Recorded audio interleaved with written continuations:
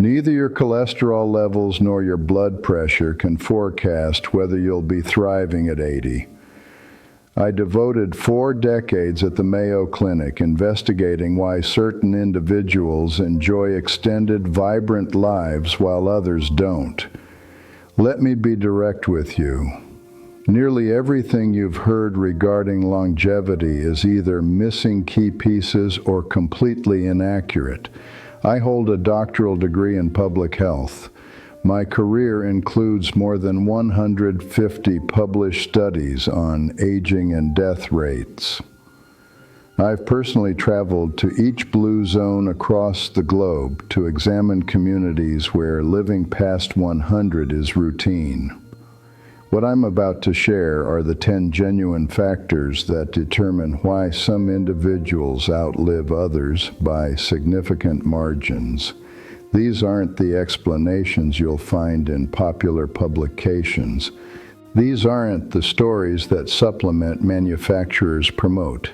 This is the truth, supported by 40+ years of research involving millions of subjects.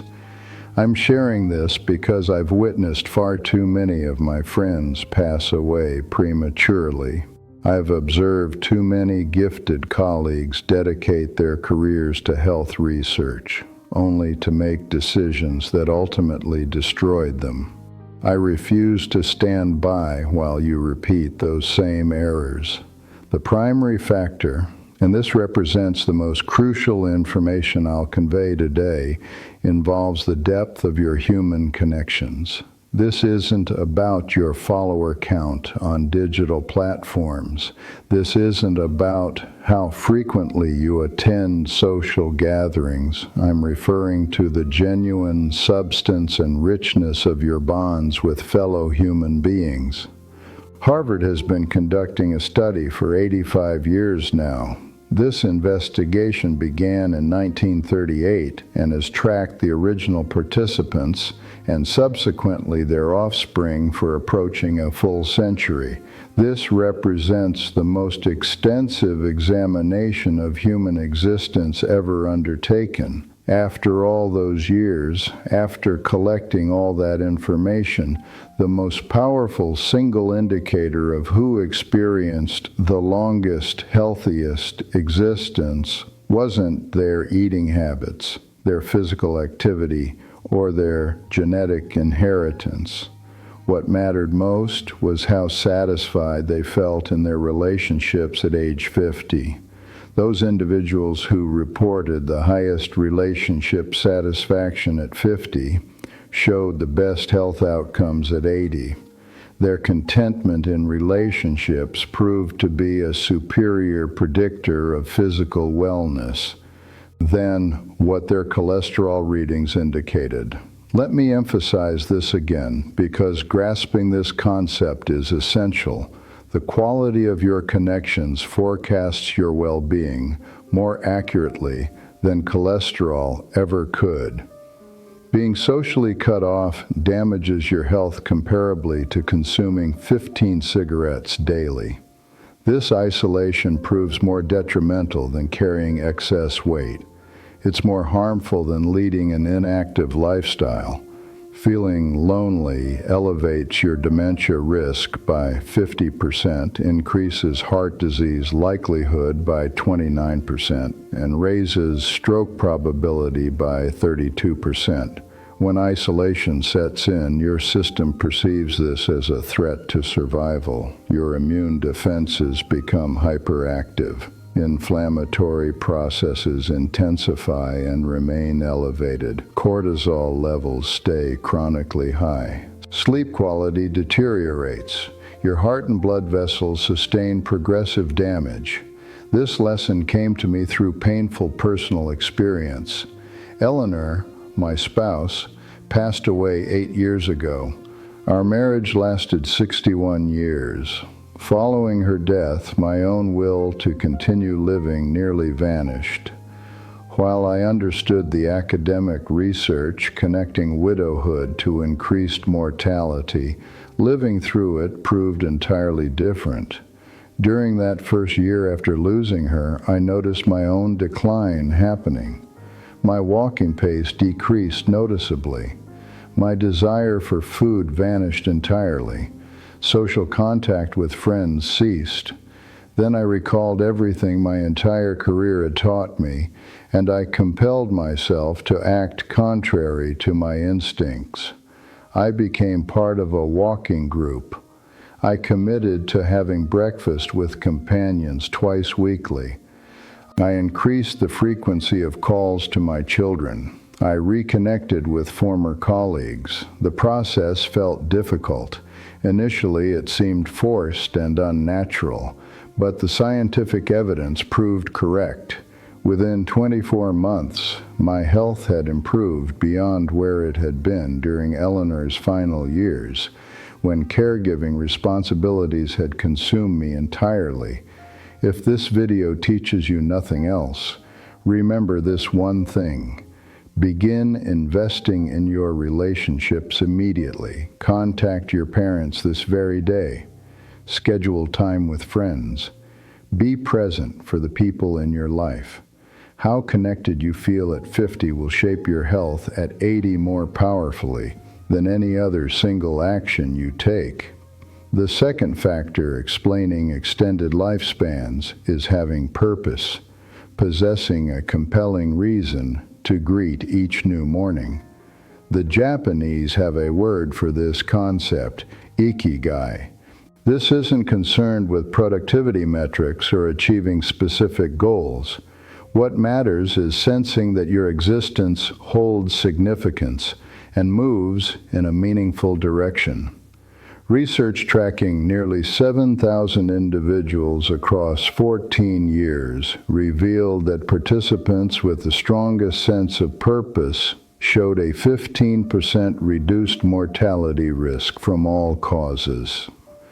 A separate examination combining 10 different studies discovered that purpose in life correlated with a 17% decrease in death rates. The explanation seems partially behavioral. Purpose-driven individuals maintain better self-care habits, but there's also a biological component. Having purpose lowers inflammation biomarkers and strengthens immune system performance. I've observed this pattern throughout my own existence and in every subject I've ever studied. Those individuals who retire into emptiness, lacking projects, interests, or ways to contribute, experience rapid decline.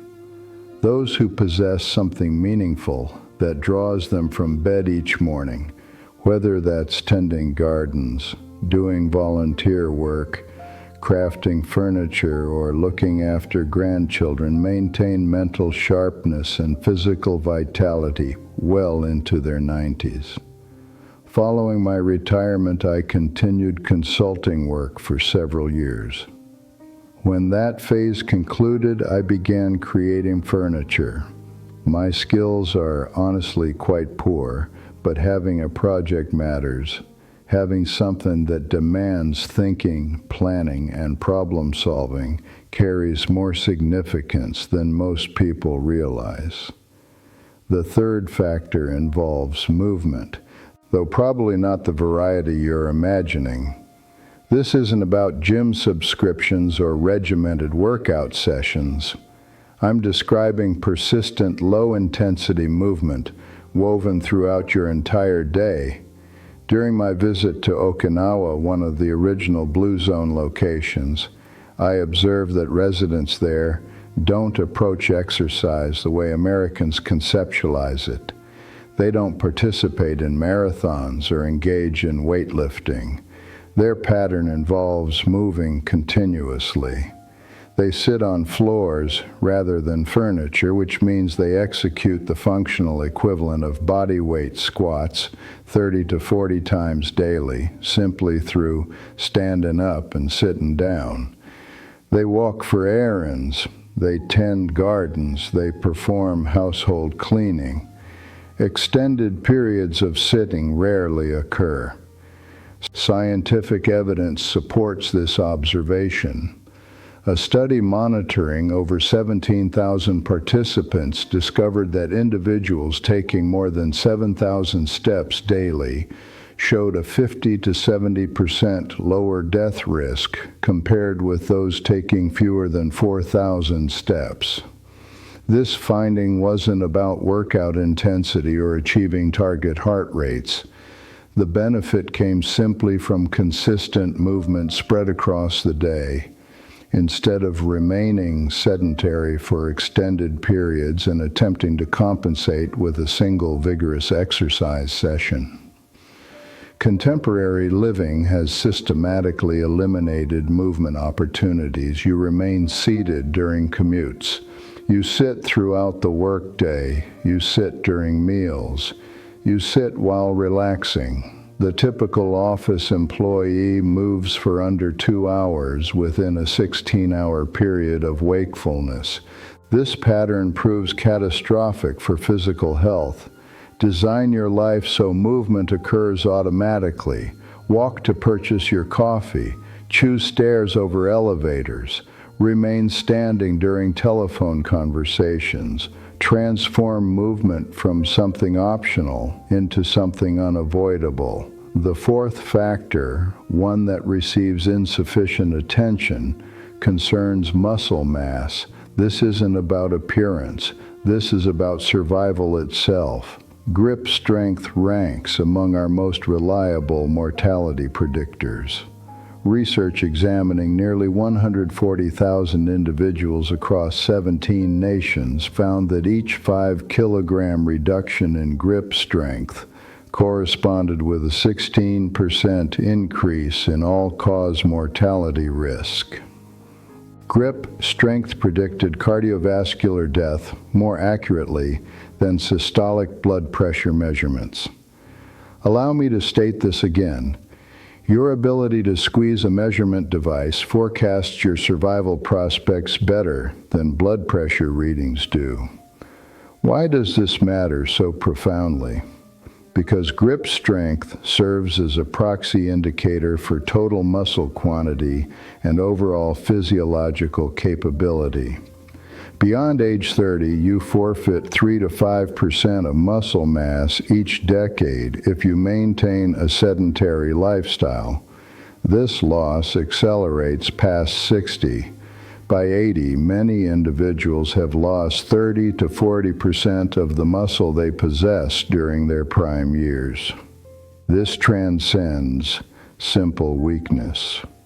Muscle functions as a metabolic organ. It regulates glucose metabolism. It releases anti-inflammatory compounds. It provides amino acid reserves your system requires during sickness. Losing muscle means losing resilience against health challenges. I measure my grip strength weekly. This practice has continued for 20 years. When measurements show decline, I recognize the need for increased resistance training. At 95, I retain the ability to open jars and transport groceries. This capability isn't accidental. It results from deliberate maintenance efforts. The fifth factor involves metabolic stability. This differs fundamentally from weight or BMI measurements. Being thin doesn't guarantee metabolic health. Carrying extra weight doesn't automatically mean metabolic dysfunction. What truly matters is how your system processes glucose. When you consume food, blood sugar levels rise. A well-functioning metabolism manages this smoothly. Insulin gets released. Glucose clears from circulation. Everything normalizes. A dysfunctional metabolism produces wild fluctuations.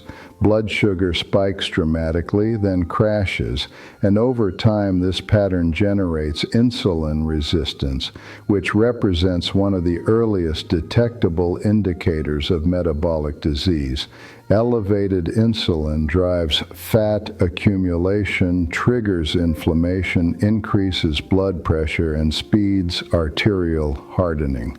A study following 3,000 participants for over a decade found that those in the highest insulin resistance category experienced more than double the cardiovascular death risk compared with those in the lowest category, even after accounting for weight, cholesterol, and blood pressure.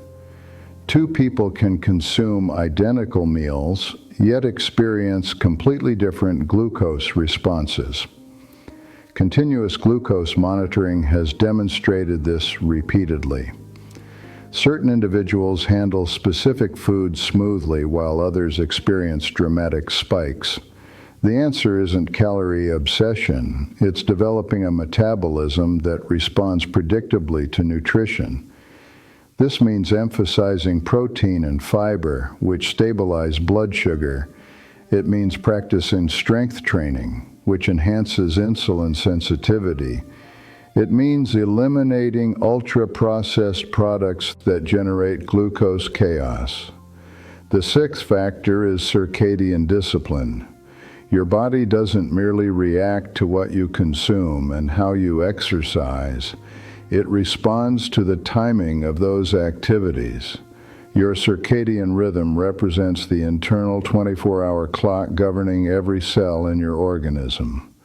It regulates hormone secretion, DNA restoration processes, waste removal from neural tissue, and immune response scheduling. When this rhythm gets disrupted, every system suffers consequences.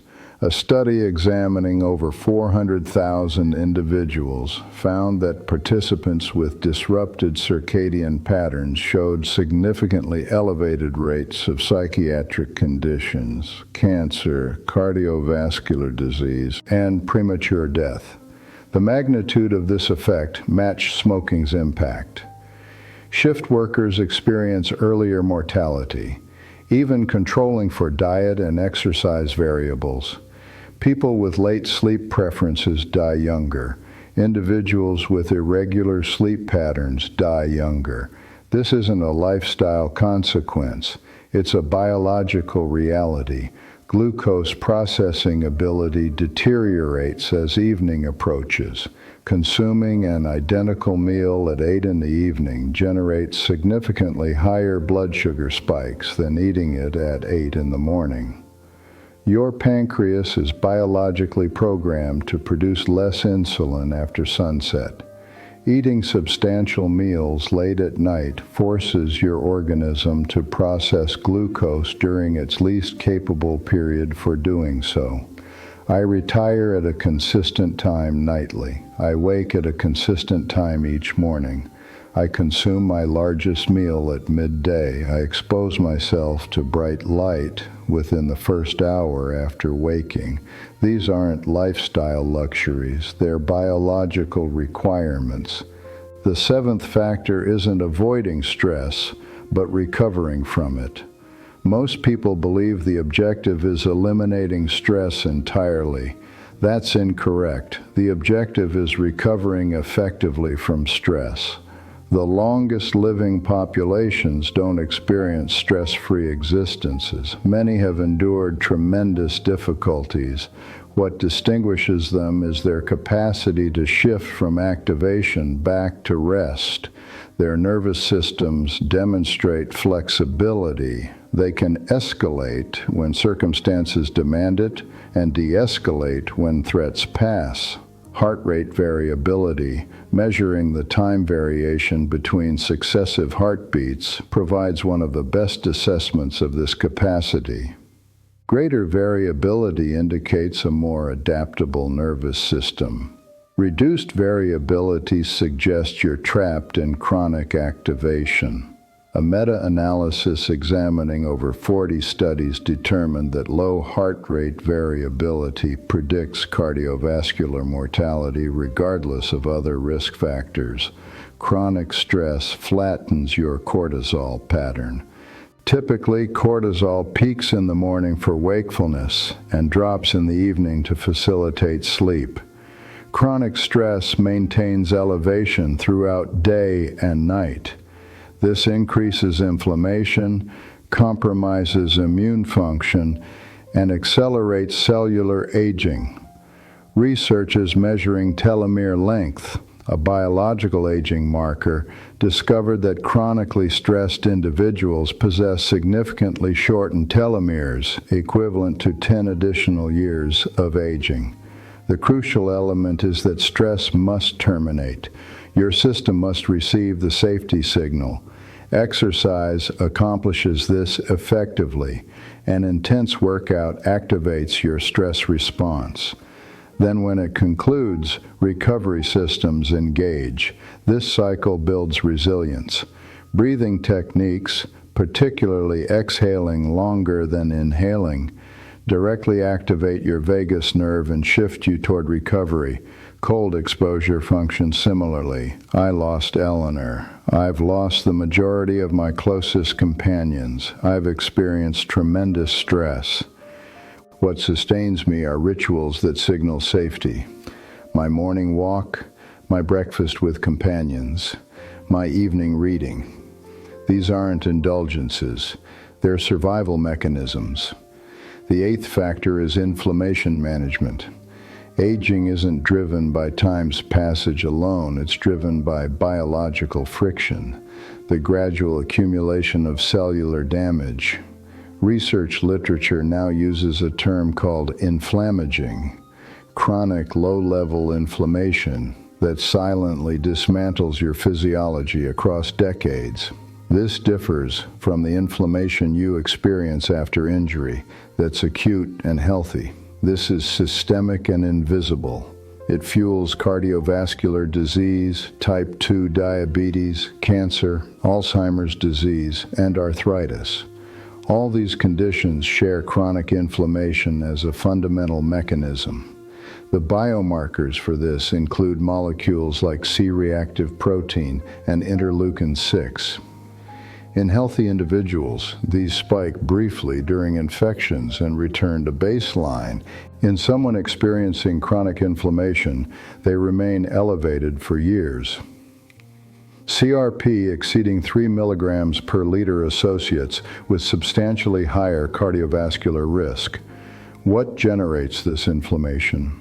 Ultra-processed foods, chronic sleep deprivation, sedentary living, social isolation, chronic stress, obesity, especially visceral fat, which secretes inflammatory cytokines. Poor dental health and gum disease constitute a major source of systemic inflammation. Smoking and alcohol consumption. What suppresses inflammation? Whole foods abundant in polyphenols and omega-3 fatty acids. Consistent movement.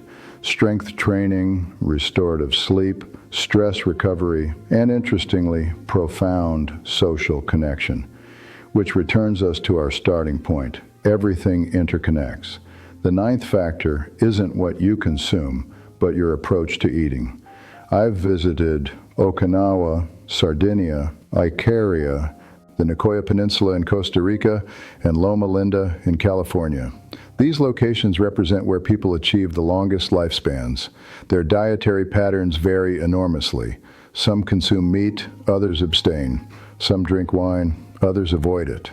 What unites them isn't specific ingredients, but eating patterns. They eat communally. Meals function as social occasions, not solitary refueling stops. They eat unhurriedly. They cease eating before reaching complete fullness. The Okinawans use a phrase, harahachi bu, meaning eat until 80% full. They consume their largest meals earlier daily when metabolic function peaks. They don't constantly snack between meals. Across all these locations, ultra-processed food appears rarely or not at all.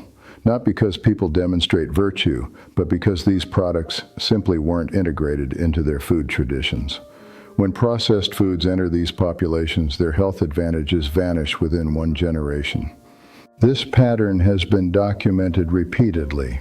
I don't obsess over particular foods. I eat what my grandmother would have identified as food. I avoid products that can remain shelf-stable for 3 decades without spoiling. I eat with friends when possible. I stop before feeling stuffed. These patterns matter more than any individual nutrient. The 10th factor, the one everyone avoids discussing, involves making peace with mortality. I've studied thousands of individuals who reached their 90s and beyond 100. Those who flourished weren't the ones who feared death or battled against it or attempted denying its inevitability. They were the ones who accepted it as life's natural component and organized their remaining time accordingly. This acceptance isn't resignation or surrender, it's achieving clarity. When you recognize your time is finite, you stop wasting it on meaningless pursuits. You mend relationships you've allowed to deteriorate. You express things you've been postponing. You stop delaying the activities that provide meaning. I contemplate death daily, not morbidly but practically. I ask myself whether I'm using this day wisely, whether anything would remain that I'd regret leaving incomplete. This practice has made me more present, not less, more engaged with existence, not less. Every friend from my generation has passed. Eleanor is gone. Most of my colleagues have died. I've watched dozens of beloved individuals decline and vanish. What I learned from observing them is that those who departed well, who maintained vitality and engagement and peace until the end, were those who had accepted their destination. They weren't pretending immortality awaited them. They weren't paralyzed by terror. They were simply living as completely as possible, for as long as possible. I'm 95. I understand how this narrative concludes. I might have 5 additional years, or 5 additional months. What I possess is today, and today I'll walk my 2 miles. I'll call my daughter. I'll continue work on the bookshelf I'm constructing for my grandson. I'll consume a nutritious meal with real food. I'll read something worthwhile. I'll retire at my usual time. These aren't complicated actions. Nothing I've shared with you is complicated. You don't need supplements or biohacking techniques or costly interventions.